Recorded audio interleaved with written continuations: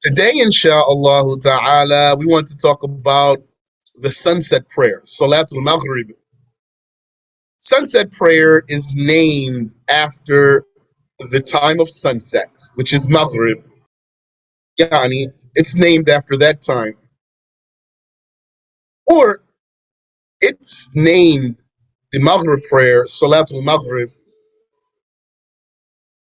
because of being performed at that time, immediately after Asr, even if sun rays still project over the horizon. So the horizon, supposing you had a flat horizon, the best horizon for what we're talking about is at the seashore. And you see the sea in the horizon. It's just flat. If the disk of the sun has gone down below this horizon according to your perspective, and you're on the ground, but you can still see rays of the sun projecting up over the horizon, Maghrib is in, and these sun rays, these leftover sun rays, have no effect on Maghrib being in. Maghrib time in the mountains is when the sun rays disappear from their peaks and darkness approaches from the east. Take that. Maghrib time in the mountains is when the sun rays disappear from their peaks, the peaks of the mountains, and darkness approaches from the east. And you can do similar to that for other cases where the horizon is blocked for you. There are trees in the horizon, there are buildings in the horizon.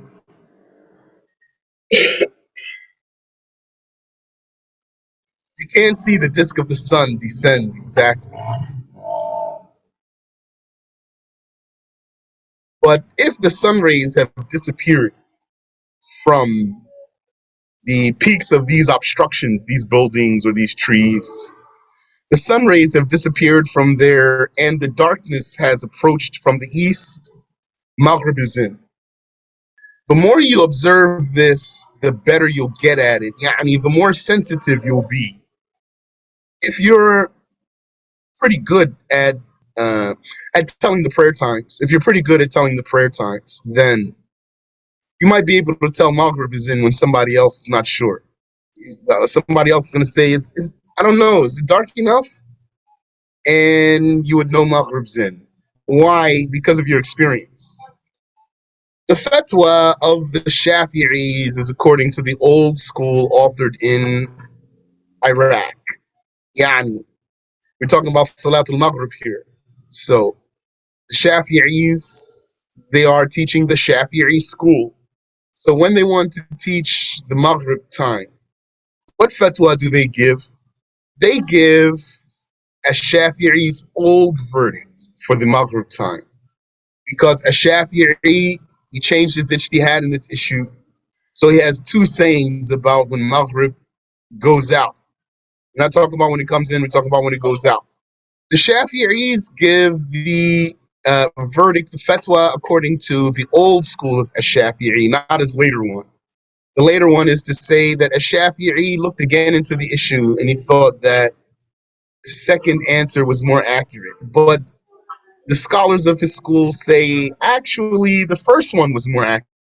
They say the stronger one, the first one has stronger proof, which is explicit, authentic reports, like what was narrated by Muslim and Ibn Abi Shaybah with an authentic chain. وَوَقْتُ صَلَاةِ الْمَغْرِبِ مَا لَمْ يَغِبِ الشَّفَقُ. Maghrib prayer's time is as long as the twilight has not set. So this means Maghrib time is in until the setting of the red twilight, regardless of any remaining whiteness or yellowness, meaning whatever Abu Hanifa or any other mujtahid might say about other than the redness, we don't take that. In the Shafi'i school, the judgment is linked to the redness, regardless of any remaining whiteness or yellowness. Because of Ad-Daraqutni's hadith, الشفق الحمرة فإذا غاب الشفق وجبت الصلاة. The twilight is the redness. So when the twilight sets, prayer is obligatory, meaning Isha. Accordingly, then, Maghrib, yani according to this introduction, Maghrib has 5 blocks of time. Any land where the twilight does not set follows the closest town where it does.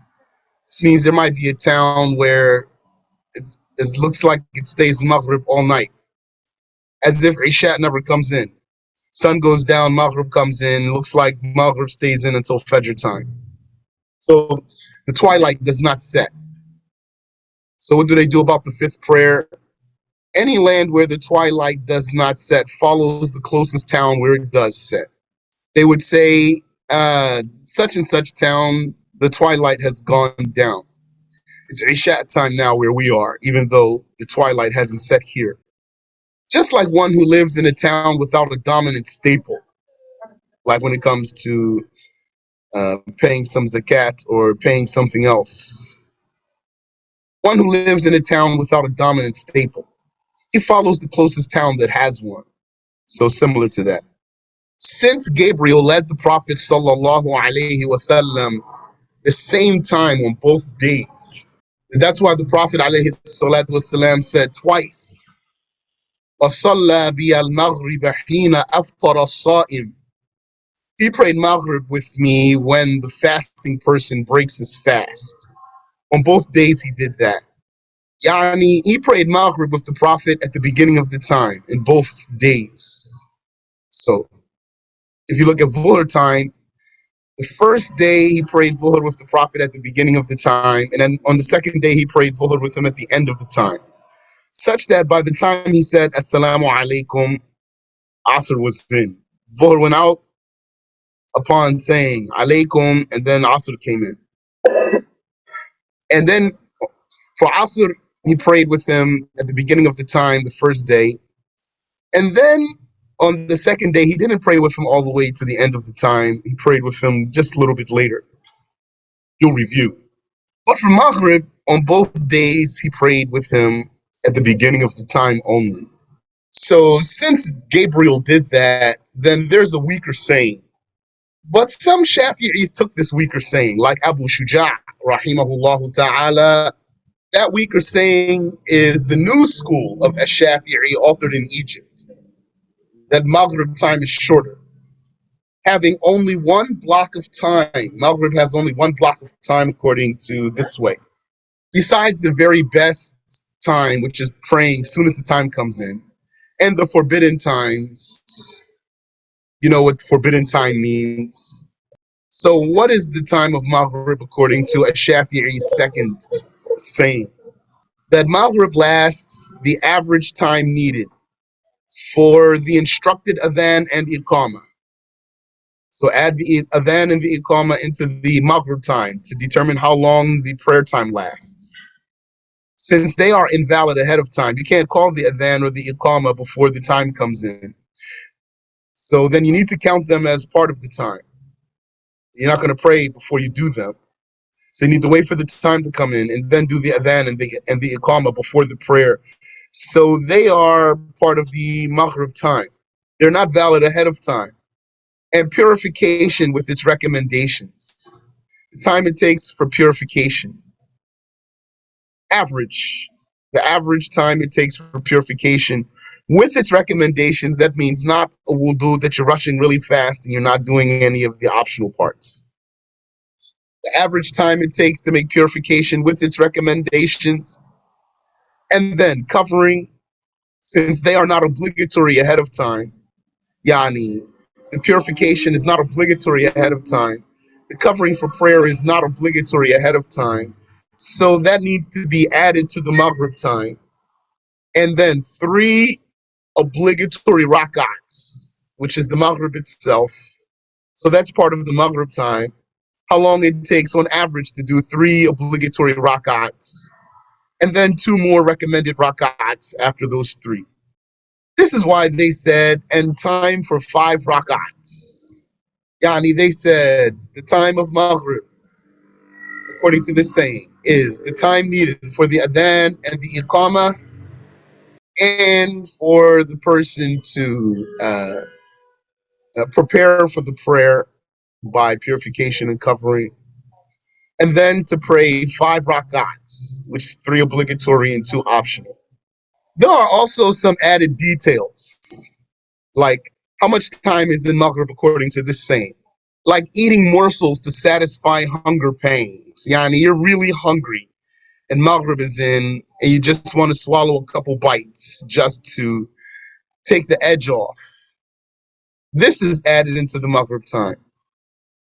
Or even to satiating, or even to satiation, yani getting full, to finish your meal and be done, satisfied.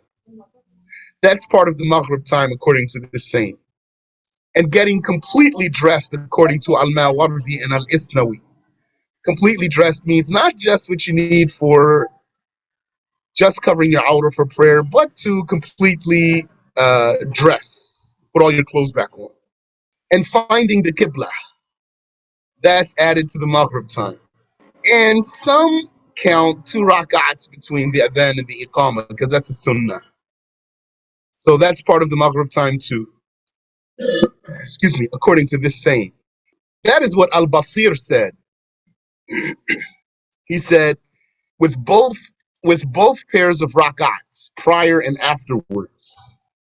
So that means the sun goes down. The disk of the sun is completely down. If you wanted to take this saying of Shafi'i, then you're going to add in your Maghrib, you're going to measure your Maghrib time to encompass the adhan, not very long one, average.